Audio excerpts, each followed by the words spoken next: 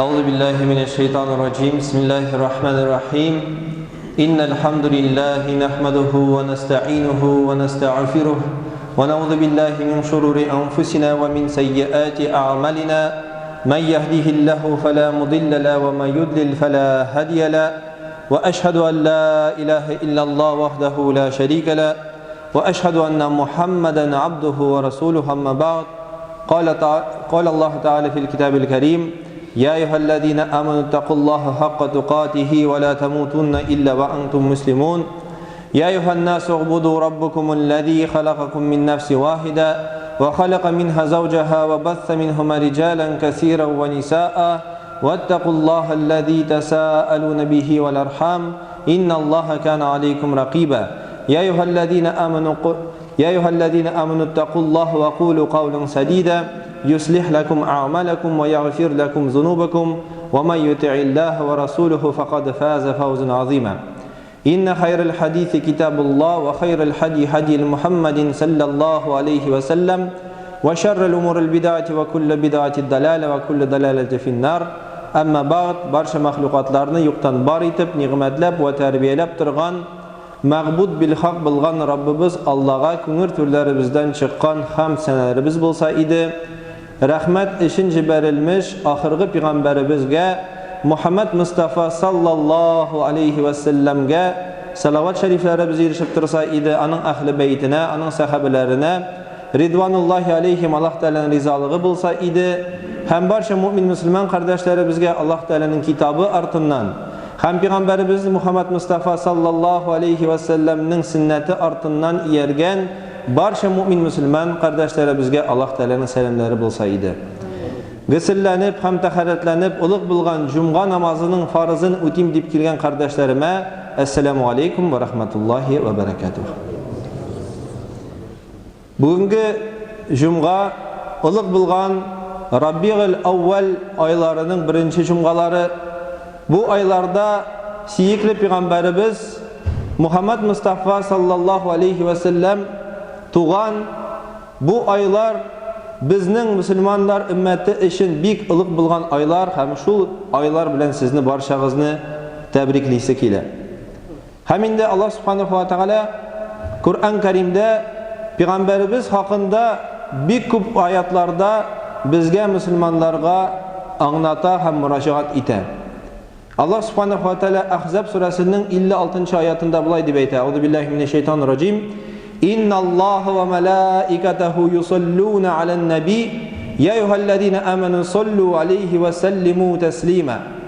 Derslikte Allah Teala hem Allah Teala'nın ferişteleri Peygamber aleyhissalatu vesselam'ge salavatlar eyte. Ya iman kitirgen bendeler, Müslümanlar, siz de Peygamberimizge salavat eytegiz dibeyte. Peygamberimiz aleyhissalatu vesselam şulay özünün hadisinde bulay dibeyte. An Nebi sallallahu aleyhi ve sellem kal, ma min muslimin yusalli aleyye illa salat aleyhil melaiketu. Kimde kim, her kim Müslümanlardan eğer de ki mina salavat eytken bolsalar, ana ferişteler, yani indi melaikler salavat eytirler dibeyte Peygamberimiz. Yani salavat eytu ul savaplı işkine tügül, ul sünnet gamelgine tügül. Allah Teala'nın turunda bizge Kur'an-ı Kerim'de eyte. Şuna göre her Müslüman Peygamberimizin ismin eytken vakitinde yaki işitken vakitinde sallallahu aleyhi ve sellem dip salavat eytirge tiyiş bulup durabız. İşittiyken Muhammed sallallahu aleyhi ve sellem dibeyttiyken biz nerse dibeytirge tiyiş? Sallallahu aleyhi ve sellem. Hem Mevlid aylarında, Rabi'ül Avvel aylarında bu sözlerini, salavatlarını biz tağında arttırırga tiyiş biz. Şuna göre bu cumgada tuğanlar Muhammed sallallahu aleyhi ve sellem deyip işitesiz iken sallallahu aleyhi ve sellem deyip kaytarıga tırışırız. Şuna yok ikinci hadiste Peygamberimiz aleyhissalatu vesselam bulay dibeytken An İbn Abbasi kâle Resulullah sallallahu aleyhi ve sellem men nesiye salata aleyye khati'a tariqil ilel cenne. Kimde kim mina salavat eytini unutsa яки гомумән миңа салаватны әйтүне туктатса, бар шундый кызганычка, кардәшләр, кайсылары беләбез бөтенебез, Иса алейхиссалам артыннан барган кешеләр бик зур хата җибәрделәр. Алар Иса пәйгамбәрне улуг булган дәрәҗәләргә күтәреп, хәтта аны Аллаһ Тәгалә белән тиң иттеләр. Бу бик зур хата. Һәм мөселманнар моннардан куркып, кайбер мөселманнар пәйгамбәребезне гади кеше генә итеп күрә башладылар. Салават әйтергә иренәләр, салават әйтергә ашыкмыйлар, ләкин пәйгамбәребез әйткән, кем дә кем миңа салават әйтүне онытса яки туктатса, хати'a тариқил җанна. Аллаһ Тәгалә аңа җәннәт юлын күрсәтмәс, яки Аллаһ Тәгалә менә бу юлга бару юлын адаштырыр ул мөселманнарны, юлын тапмас дип әйтә пәйгамбәребез. Шулай ук икенче хадистә анна Наби саллаллаху алейхи ва саллям قال бахилун ман ذكرت عنده ثم لم يصلي عليه.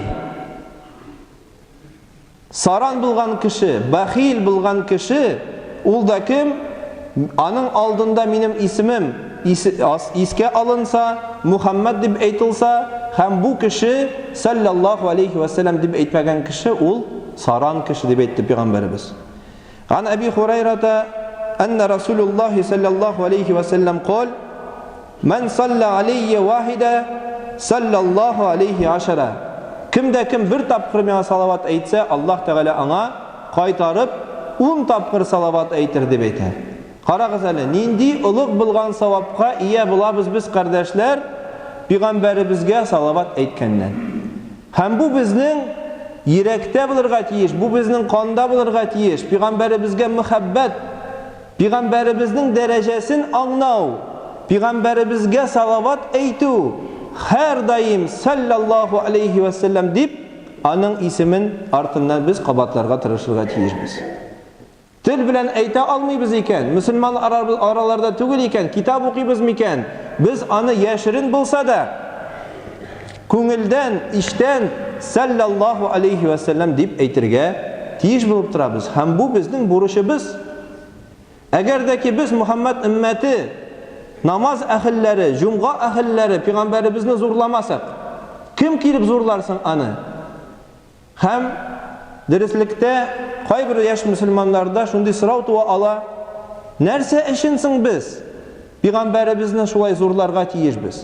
Нәрсә өчен соң без пәйгамбәребезгә гөр салаватлар әйтергә тиешбез? Кем соң ул шундый дип, шундый сорау аузу билла кайбер кешеләрдә туа. Нәрсә өчен без аны зурлыйбыз? Нәрсә өчен без аңа салават әйтәбез? Чөнки ул үзенең гомерен ислам диненә, өммәткә тулысынча корбан итте.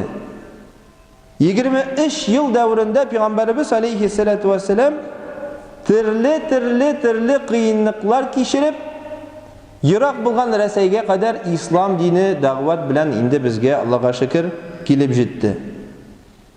Бөтен тормышы пәйгамбәребез алейхиссалату вассалам бөтен тормышлар турында һәм бөтен кыйынлыклар турында сөйләп китергә теләсәк, аңа 100 сәгать вагаз сөйләсәк дә җитмәс. Чөнки пәйгамбәребезнең тормышы 40 яшькә кадәр ул гади көтүче булган, сатучы, сәүдәгәр булган, ләкин 40 ел тулганнан соң пәйгамбәребез алейхиссалату вассалам 23 ел буе динне тараткан. Аллаһ Тәгаләнең илчесе буларак безгә ислам диннең нурын җиткезгән. Һәм бүгенге вагазда мин фақат 23 елның 3 елын гына сезгә сөйләп китергә рөхсәт бирегез. Пәйгамбәребез алейхиссалату вассалам Мәккә җирлегендә ислам дине тараткан вакытында бик нык кыйынлыкларны күргән. Үзенең туганнарыннан, Курайш кабиленнән булган кардәшләреннән бик күп нык ул инде кыйынлык күргән.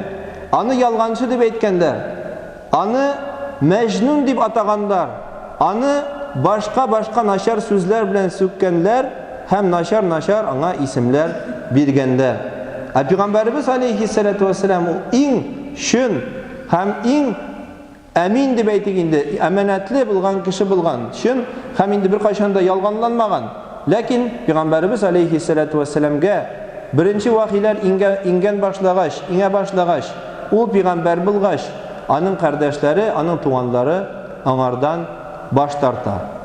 Һәм 7-нче елда Пәйгамбәрбез алейхиссалату вассаламның нәбу юлы башлап җибәргәннән 7 ел үткәч, Курайш кабиләләре җыелып шундый карарга килә: Абу Талибның яшәгән бәләкәй генә кварталда аларны, мусульманнарны тулысынча ябырга һәм аларга урысча әйткәндә бойкот игълан итәләр. Сату сәүдә тыела, кияүгә бирергә кызларны, менә бу инде Пәйгамбәрбезнең туганнарыннан булган кызларны кияүгә бирергә тыела, ниндидер читкә чыгыру тыела, инде аларны гел саклап торалар, кораллар белән, кылычлар белән саклап торалар, бер кайда да чыгармыйлар да, янларына кешеләрне дә кертмиләр. Һәм Пәйгамбәрбез алейхиссалату вассалам янында мусульманнар була, һәм аның янында шулай ук мусульман булмаган да аның бер кан туганнары да була. Абу Талиб була. Һәм алар берсе дә әйтмәгәннәр: "Син мусульман, син миңа кирәк түгел, әйдәгез сине җибәрик, синең белән теләсә нәрсә эшләсеннәр, ә без читтә исән имин калырбыз" дип әйтмәгәннәр. Бөтенесе Пәйгамбәр алейхиссалату вассалам белән бергә мусульманнар бу кыенлыкны кичергәннәр. 3 ел дәврендә алар жүнләп ризык та ашый алмаганнар. 3 ел дәврендә аларга бернинди табиб та килмәгән. Уйлап карагыз әле. Хәтта Пәйгамбәрбез алейхиссалату вассалам кайышларын салып, кайнатып, шул кайышларны ашаган булганнар. Яфракларны, пальма яфракларын изеп ашый башлаган булганнар ачлыктан. Һәм бик күп балалар, бик күп мусульман балалары шул елларда вафат булганнар. Һәм Пәйгамбәрбез алейхиссалату вассалам янында Хадиша анабыз радиллаһу анха гел бергә иде. Әйтмәде. Бүгенге мусульманнар нәрсә дип әйтә? Бераз гына ирендә ниндидер мәшәкать, проблем чыккан булса, әнисенә кайта да китә. Әнисенә кайта да китә һәм әйтә: "Синең инде эшләрең җайлангач, мин яңадан кайтырмын һәм синең белән яшәрмен" дип әйтүче мөслимәләр хәзер бүгенге көндә бик күп. Ирләрен кыен ишракта, кыен мизгелләрдә ташлап китүчеләр бик күп. Һәм ирләр дә шундыйлар бар, эштән куылды икән, фатир алырга акча юк икән, ул вакытта ул әйтә: "Син бар әниң янына кайт, бераз гына хәлләребез яхшыргач, мин инде нәрсә эшләрмен, сине яңадан гаиләгә алырмын" дип әйтүче хәтта иратлар, мусульмандар да бар. Хадиша анабыз радиллаһу анха Пәйгамбәрбез алейхиссалату вассалам белән бергә бер атна гына түгел, бер ай гына түгел, 3 ел Пәйгамбәрбез янында ачлыкта яшәгән. Һәм шул кыенлыклар сәбәбе буенча Хадиша анабыз каты шир белән ширләп вафат була. Шул ук елны Абу Талиб дингә килмичә, мусульманнар динен, ислам динен кабул итмичә, бу дөньядан шулай ук бакыйлеккә күчә. Пәйгамбәрбез алейхиссалату вассалам өчен бу бик кыен булган еллар һәм инде бик кайгылы вакыйга булып үтә Пәйгамбәрбезнең тормышында. Һәм инде алардан соң искә төшерә, минем 2 вакыйга бик нык инде истәлеккә шулай калды. Беренче ул Хадиша белән Абу Талиб вафат булган елы, һәм аннан соң икенчесе Таиф җирлегенә барып, ислам динен таратыр дип инде дигән ният белән барып, Пәйгамбәрбез алейхиссалату вассаламны ташлар белән куып чыгарган вакыйга. Менә бу 2 вакыйганы Пәйгамбәрбез алейхиссалату вассалам бик каты күңеленә сиңгән һәм аларны инде ул искә төшерәдер. Уйлап карыйк әле, бүгенге яшәгән мусульманнар кем? Ахыргы 60 ел, 70 ел, 80 ел дип әйтсәк тә ачлыкны күргән түгел без, шулай бит. Бабаларыбыз ачлыкны күргән, алабута ашап үскән, ширик бәрәңге ашап үткән бабаларыбыз, менә инде безнең залда карасак 10 кеше. 10 кеше. Кайсылары менә бу ачлыкны истә әле аларда. Ә без яшь буындар менә бу ачлыкны хәтта үтмәгәннәрдә. Бераз гына ниндидер проблем, бераз гына ниндидер мәшәкать килгән булса, безнең җитәкчебез килеп әйтә икән: "Эштә намаз укыма". Без нәрсә эшлибез? Урынны югалтмыйм. Урынны югалтсам кая эшлим? Намазны нәрсә эшлибез? Туктата башлыйбыз. Ураза тотырга миңа авыр. Мин көн дәврендә эшләргә тиеш, минем эшем бик авыр. Ураза тотмый башлыйбыз. Нидер башка нидер мәшәкатьләр килә икән, динебездән хәтта гомумән чыгып китәргә дә мөмкин. Намазларны җыеп, өйдә кайткач укыйбыз. Бераз гына сынау килсә, без инде җибеп, бу сынаулар сәбәбе буенча ишелеп төшәбез. Булай булырга тиеш түгел без, чөнки Пәйгамбәрбез алейхиссалату вассалам нык булган, аның сахабалары ридвануллаһи алейхим нык булган, һәм анда хәтта хатыны да Хадиша радиллаһу анха безнең өчен иратлар өчен үрнәк. Ул иратлардан да тагын да көчлерәк булган, һәм Пәйгамбәрбез алейхиссалату вассалам янында гел бергә булган.